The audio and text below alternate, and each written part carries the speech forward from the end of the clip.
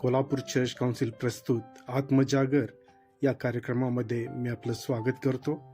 पहिल्यांदा ऐकूया एक सुंदरसं गीत.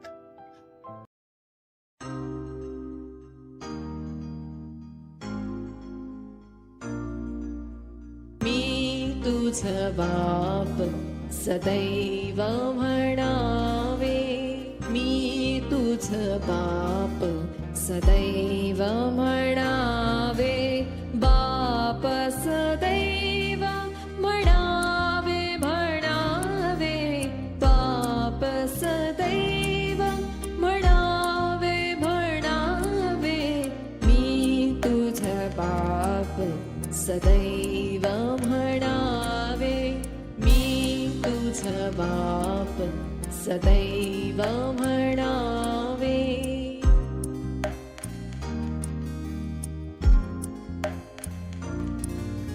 सहस्त्र नामे शोभती तुझला, सहस्त्र नामे शोभती तुझला, काय तयास करावे, काय तयास करावे, मी तुझ बाप सदैव म्हणावे.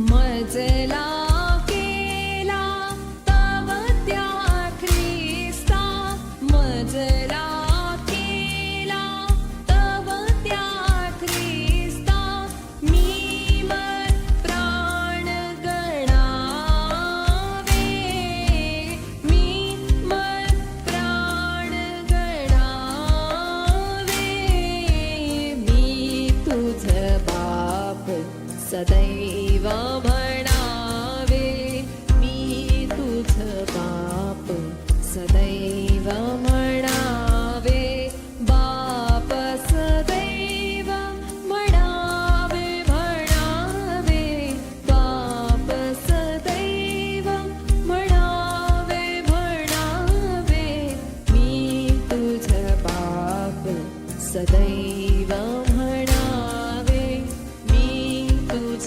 बाप सदैव म्हणावे.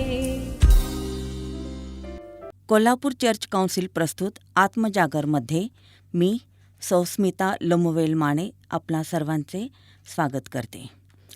आजच्या मननाचा विषय आहे कुटुंबातील परस्पर विश्वास आणि आजचे वाचन आहे उत्पत्ती याचा 18वा अध्याय 11 ते 19. आजचे विशेष वचन आहे, मग देवावर विश्वास ठेवून त्याने व त्याच्या घरच्या सर्व मंडळीने आनंदोत्सव केला. प्रेषितांची कृत्ये याचा 16वा अध्याय 34 वचन. घरात विश्वासाचे वातावरण असणे ही किती आनंदाची गोष्ट आहे. अब्राहमाचे आज्ञापालन ही फक्त त्याची वैयक्तिक बाब नव्हती, तर कुटुंब म्हणून ते सामुदायिक कृत्य होते. आपले स्वतःचे जम बसलेले घर सोडून दुसऱ्या नवीन ठिकाणी परत नव्याने प्रारंभ करणे पुरुषापेक्षा स्त्रीला अधिक त्रासदायक वाटते. जरी पवित्र शास्त्रात स्पष्ट उल्लेख नसला तरी अब्राहमाने जेव्हा परमेश्वराच्या पाचारणाप्रमाणे ऊर सोडण्याचे ठरविले असावे, तेव्हा साराने पूर्ण मनाने त्याला संमती दिली असली पाहिजे.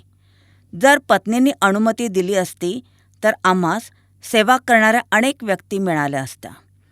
अनेकदा प्रभू पतीला पाचारण करतो, पत्नीने पतीला अनुसरावयाचे असते. सारेला देखील विश्वासाने. हे वचन मला फार आवडते.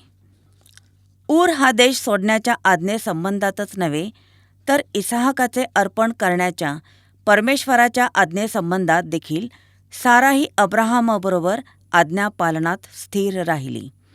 अब्राहमाचे पहाटे लवकर उठणे आणि इसहाकाला अर्पण करण्याकरता मोरिया डोंगराकडे जाणे हे सर्व साराला माहीत नसेल असे शक्यच नव्हते. मोरिया डोंगर बऱ्याच अंतरावर होता आणि त्यासाठी सकाळी लवकर उठून जाणे आवश्यक होते. उत्पत्ती याचा 22वा अध्याय 1 ते 4 वचन. साराला निश्चित माहीत होते की ज्या परमेश्वराने तिला वयोमर्यादेपलीकडे असताना देखील विश्वासाने गर्भधारणेची शक्ती दिली, तोच परमेश्वर तिच्या समर्पण केलेल्या पुत्रास पुन्हा उठविण्यास नक्कीच समर्थ होता. इब्रिकरास पत्र याचा 11वा अध्याय 11वे वचन. अनेक तरुण मुले आई किंवा वडील यांच्या विरोधामुळे प्रभूच्या सेवेला जाऊ शकत नाहीत. प्रभू येशू ख्रिस्ताने यावर अत्यंत गंभीरपणे विचार केला आहे. त्याने ह्या लहानातील एकाला अडखळण करावे ह्यापेक्षा त्यांच्या गळ्यात मोठ्या जात्याची तळी बांधून त्याला समुद्रात टाकावे ह्यात त्यांचे हित आहे. लूक 17वा अध्याय 2 वचन. परमेश्वराच्या आज्ञापालनाला अधिक महत्त्व आहे. अशा घरात ज्यांचे पालनपोषण झाले आहे अशी मुले धन्य. परमेश्वराला अगोदरच माहीत होते आणि त्याने परीक्षा घेऊन पाहिले की अब्राहम त्याच्या मुलांना परमेश्वराचे आज्ञापालन शिकविल. उत्पत्ती याचा 18वा अध्याय 17 ते 19 वचन आणि इब्रिकरास पत्र याचा 11वा अध्याय 9 वचन. अब्राहम परमेश्वराच्या आज्ञा पाळत होता, म्हणून अब्राहमाचा पुत्र इसहाक अब्राहमाच्या आज्ञा पाळून त्याला सहकार्य द्यायला तयार झाला. नाहीतर कोणता पुत्र स्वतःला बांधून घेऊन बलिदानास तयार होईल. उत्पत्ती याचा 22वा अध्याय 6 ते 9. आपण सर्वजण पिता अब्राहम आणि माता सारा यांचा आदर्श आपल्या मुलांना प्रभूच्या आज्ञापालनात वाढविण्यासाठी ठेवूया. आजच्या जगात जेथे लोक विश्वासापेक्षा ज्ञानावर जास्त अवलंबून राहतात, तेथे ज्ञानापेक्षा विश्वासावर अवलंबून राहायला शिकू. एखाद्या व्यक्तीवर विश्वास ठेवल्याखेरीज त्याची आज्ञा पाळता येणार नाही. आज्ञापालनाखेरीज विश्वास अर्थशून्य होतो.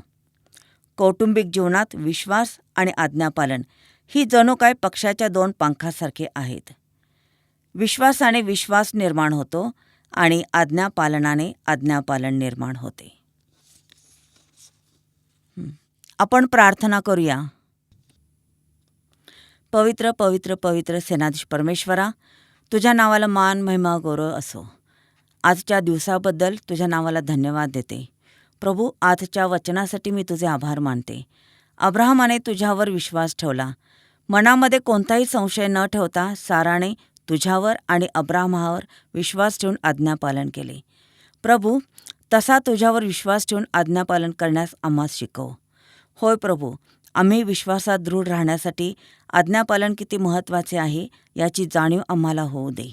आमची कुटुंबे तुझ्या नावात, तुझ्या विश्वासात, तुझ्या आज्ञापालनामध्ये वाढू दे. हीच विनंती प्रभू येशूच्या गोड नावामध्ये करते म्हणून ऐक बापा. आमेन.